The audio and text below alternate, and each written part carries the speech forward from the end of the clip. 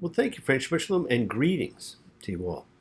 Now, as we wind down the Torah, which includes, but at one point did not, this slightly different book of retelling, Deuteronomy, we get closer to the period of introspection that's coming.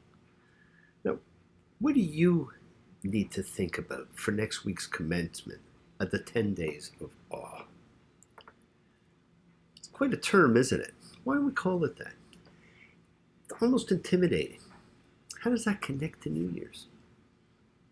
Is that how you see January 1st or the beginning of any kind of a year? It can be such a misnomer because, as you Torah readers out there know, this was never intended as a time to mark the calendar New Year. It's the 7th month, not the 1st. We're told the first month of the year is Nisan, spring, when Passover is celebrated. So this year, think of this as the way it was intended, an opportunity to see where you need to make changes in life. The two equinoxes mark very special times when the world is in balance and we choose which way to go. Now, last week I talked a little bit about the growing rise of hate, and in particular anti-Semitism.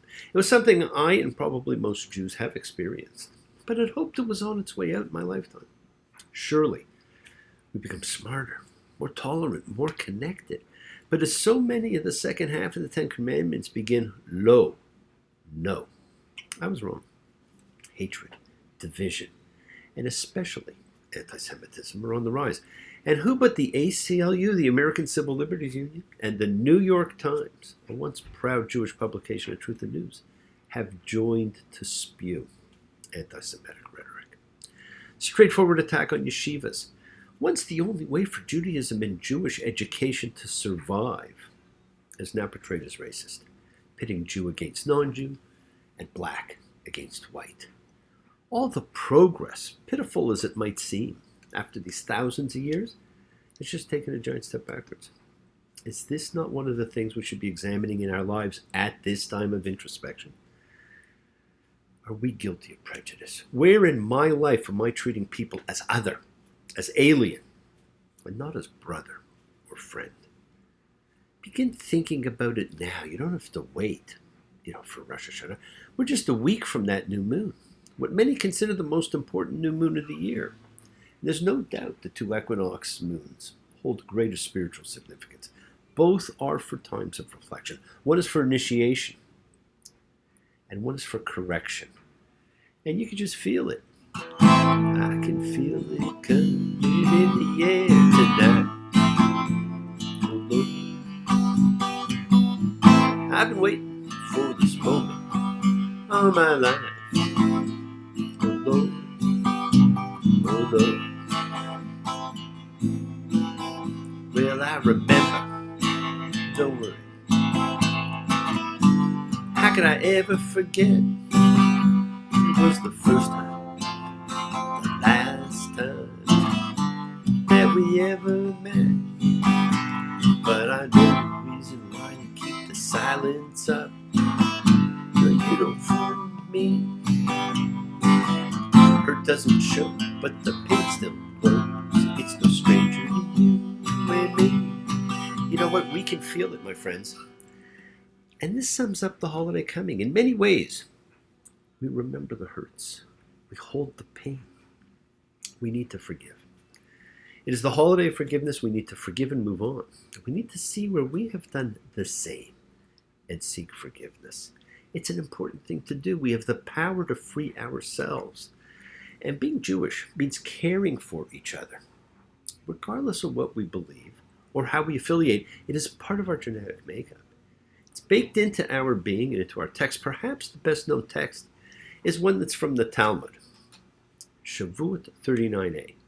Kol Yisrael, Aravim Zeh Bazeh, all of Israel are responsible for each other.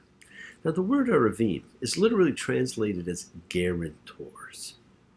I said responsible, but it's guarantors. And that implies a true legal obligation. We as people are obligated to be responsible for all life. Now next week I'll be on the road, but I will present a lesson in Rosh Hashanah to help you prepare. And I'll remind you that this can be a very different one than the ones you've had before. You choose what its meaning is going to be to you. There should be no tickets, although I believe there should never be tickets. There should be no crowds to fight. It is a very personal type of service because it is so introspective. And how you view yourself is about you judging you, not others judging you. Because it's up to you. In the sadness of your smile, love's an eye in the way up to see. But it seems so long ago we've been ready, trying to be free, and it's up to you. Why won't you say, make our lives turn out this way? You will make your life turn out the way you want it to. But take a deep look within. But before you do, or as you do, let's all take some time now and come together. As we gather in our group, celebrating common belief and faith as a community, a collective consciousness of seekers, showing faith, any and all faith, love, any and all love, a community, a chavura, a fellowship, expressing our nature of kindness, compassion, thoughts, feelings, hopes, dreams, and wishes that unites us all in this community house of spirit, Beth Ruach. Sharing and bringing light, keeping fear at bay. So once again, please do go ahead. Invite everybody in, physically, digitally, psychically, emotionally, or spiritually, to gather and share from Psalm 133, the Hine Matov. Come together. Hine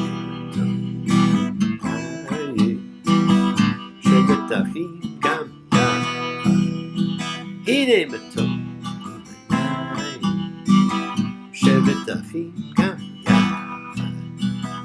How good and how pleasant it is for brothers and sisters together.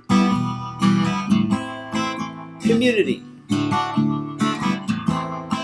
Community.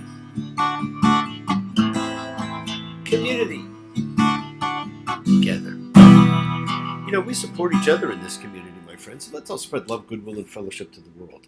Remember, this is you setting aside just a little bit of sacred time in your own sacred space to honor and converse with whoever, whatever you happen to believe in, because we all believe in something.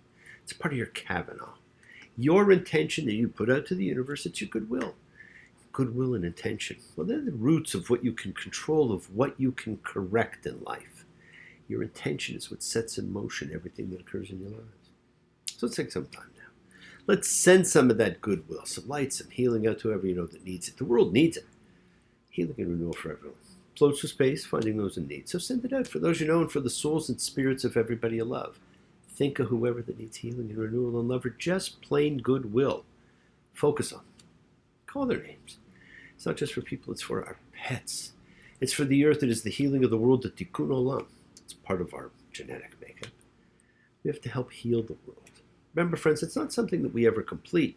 It's an ongoing task that we do in this lifetime and every lifetime. We each must do our part.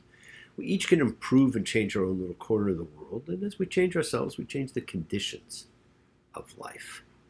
Now, a part of that healing of the world is when we send thoughts and energy for health and renewal, for goodwill for everyone. They don't have to be sick. It's for those in our hearts and our minds. So let's all send energy out for the people in need everywhere. Special thoughts and prayers for Doria, Fern, for Johnny, Jules, for Iris and Kay, for Luke and Terry, for Nina and Sadie, for poor Sherry, gone but not forgotten, for our friend Dave, Mookie, for all those suffering and in need. Let's not forget to include all of the familiars of our lives. You know, Wilson, Cassie, Zero, all of our sacred animal friends everywhere, my friends, for everyone you know and need, and for the whole world, for Devora. Friends, it is the kindness, the healing wishes, the goodwill and love we all send out.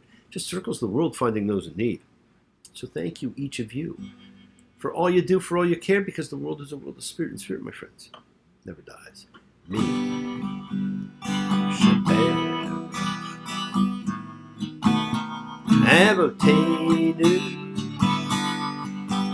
Makor Chabracha.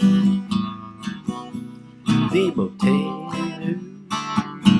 May the source of strength bless the one before us. Help us find the courage. Make our lives a blessing. The renewal of body. The renewal of spirit. Let us say, Amen. Mishberach, let us all have our spirits renewed. This is the great prayer for healing, which we call upon God to heal us as He's healed before.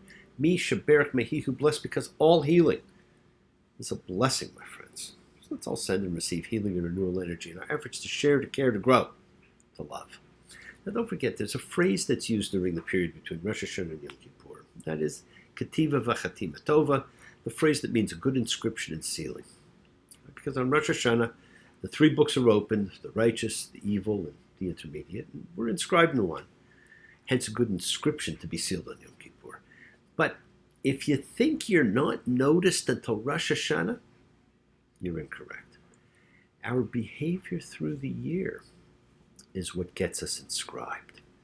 So always share goodwill and healing. Be kind, be fair. Be all the things you wish people would be with you. Now this week we read ki tavo, when you come in. Last week we had when you go out, now it's when you enter. Wherever you are going. And it's two big pieces this week, are more of the blessings and curses, which await our choice. And we're told, more importantly in many ways, what the first real piece of liturgy for this nation actually was. Now, as I said, this is the first real prayer that's in the Torah, because this is actual liturgy. We've taken parts of the writings and we've made them prayers, such as the Thanksgiving blessings after a meal, or the most famous of all, said thrice daily, the Shema, which we took out of just the writings. But this is the first real prayer. It's the first true liturgy, and we don't even say it anymore. And we're told we bring the first fruits of our agrarian society, take it to the priest.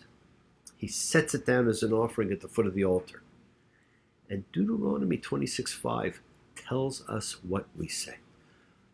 My father was a perishing Aramean, so he went down to Egypt and resided there with few persons, became a big, powerful, and numerous nation there. And the Egyptians were bad to us and degraded us, imposed hard work on us. And we cried out to the Lord, our father's God. The Lord listened to our voice and saw our degradation and our trouble and our oppression. And He brought us out from Egypt with a strong hand and an outstretched arm, and with great fear, with signs and with wonders. And He brought us to this place and gave us this land, a land flowing with milk and honey. And now here, I've brought the first of the fruit of the land that you've given me, O Lord. What an incredible piece of liturgy. It has history and spirituality mixed together. And people have a real problem with this whole idea of prayer. What? How? Why? You know what? There's no right or wrong prayers. And you got to know this coming up on probably the 2 days of the year that you actually pray more than any other days. Make them real. Make them about you. See, prayers are your own discourse with who or what you happen to believe in. It's an invocation. It's a rapport. And they were designed on the ancient concept of making a petition to the king. Anyone could. But a formula developed over time for how to. Hey, king, give me or do this for me. It doesn't work so well. So a formula was developed on the basis of identity, flattery, entreaty. Those three key elements. You stated the identity of who you were addressing and praised them for the things they do and have done. O Lord, Creator of heaven and earth, who delivered us from bondage. Then you ask for what you're petitioning them for. If it please you, as you have done so often before, for so many people, provide peace, security, insight into who I am, and give me the power to grant and to seek forgiveness. Now notice that the prayer with the grain offering had those same elements, as does the Rosh Hashanah and all the other prayers that you're going to read. It's easy, you can do it. It doesn't have to be long. The one I just recited is only 2 or 3 lines. I stated I was talking to God, who created the universe and gave us freedom. Then I asked for peace and insight into myself. Now, if you'd rather, create your own that you connect with. See, my intention is what sets this in motion. And my words expressed it. It was from my heart. When you speak from the heart, it is heard. Speak from your hearts, my friends. We live in a splintered, broken world. And requesting peace, prosperity, and the ability to forgive and be kind are really easy things to ask for to help you heal. Because as you heal the world. Broken clock on a broken wall. Broken voices in a broken hall. Broken beginnings, broken ends. The streets are filled with broken friends. Take a deep breath, feel like you're choking. Tell me anything broken can be fixed. I was laying in bed watching a Hallmark Christmas movie. I love them. And a little piece of Santa's sleigh broke off, and accidentally some kid shattered it. I thought about the Cherokee soul journeys that I was taught to do, and how it picks up the broken pieces of your soul, returns them to you, and you reintegrate them into your heart, into yourself. And I thought about the items we value. We break, we repair. They may not look the same as when they were originally whole, but all the pieces are still there. All the pieces of Frankenstein's monster were there, but the scars, the stitches, showed us where the repairs took place. That's what we noticed. All the pieces were there, but we did not see it the same way. Where are you seeing the scars and missing the pieces that have been restored? Yes, my friends, the world's sacred. So is everything in it. Express your gratitude. Light a candle, make a wish. Celebrate your life and the lives of those you love. Share your feelings with them. Live free, be free, honor your freedom. Be well, be happy, be blessed. Share and honor the light and all who live in the light and continue to shine. Continue to send everybody you know goodwill and love. Pray for peace, for freedom for everyone, and end to terror and hatred. Remember, friends, we're a community. We learn together. We celebrate each other. We love each other. We share this ride together. Men and women equally. Let's send out love, not fear.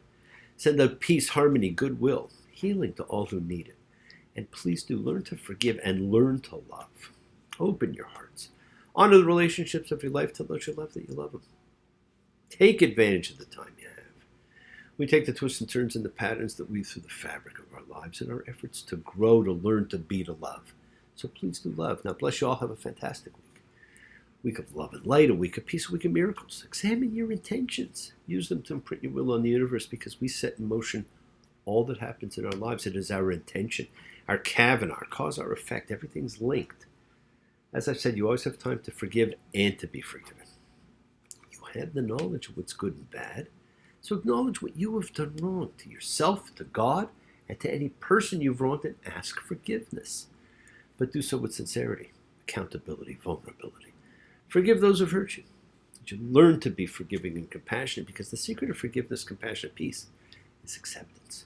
Can you accept yourself, other people in the world as they are? Can you accept life as it is without trying to control it?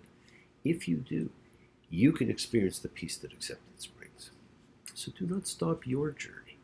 Do not stop moving towards your promised home. It's waiting for you. Keep on dreaming. Keep on being, keep sharing, keep shining, keep teaching, keep spreading joy and goodwill, and do not follow fear, follow love.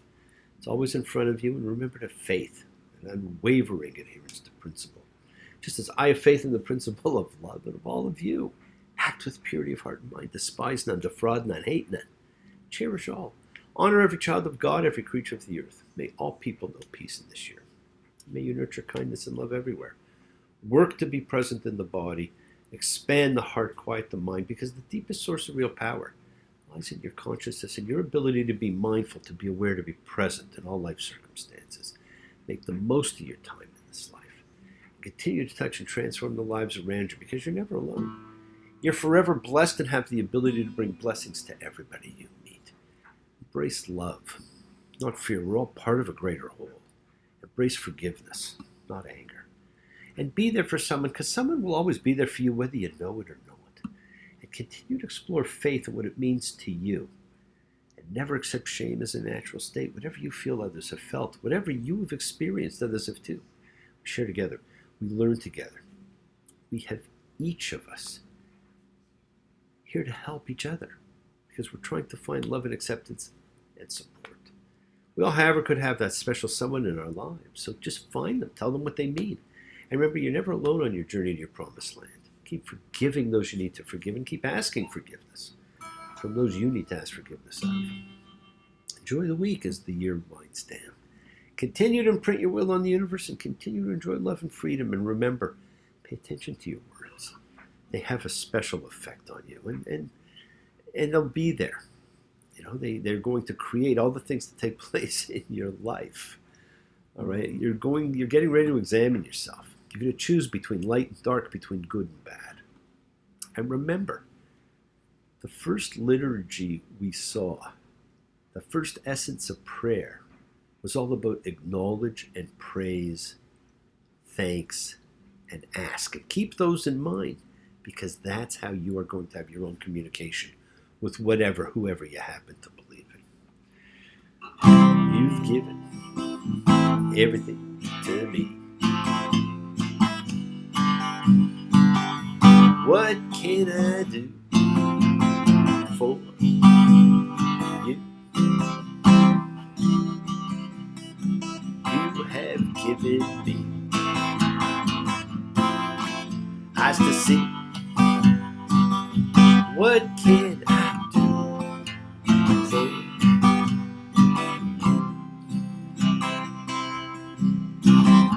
Pulled me out of bondage and you made me renewed inside. Filled up a hunger that had always been denied. Opened up a door no man can shut. Opened it up so wide. And you've chosen me to be among the few. What can I do?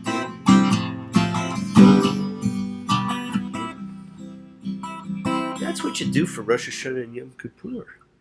With sincerity and authenticity as you look at yourself in the depths of your soul. So thank you for joining me, my friends. Have a great week. Please keep exercising forgiveness. Be thankful, be gracious. Be kind, be loving. Believe in yourself and in love. And continue to spread a little goodwill into the world. And never forget, you are the miracle in someone else's life.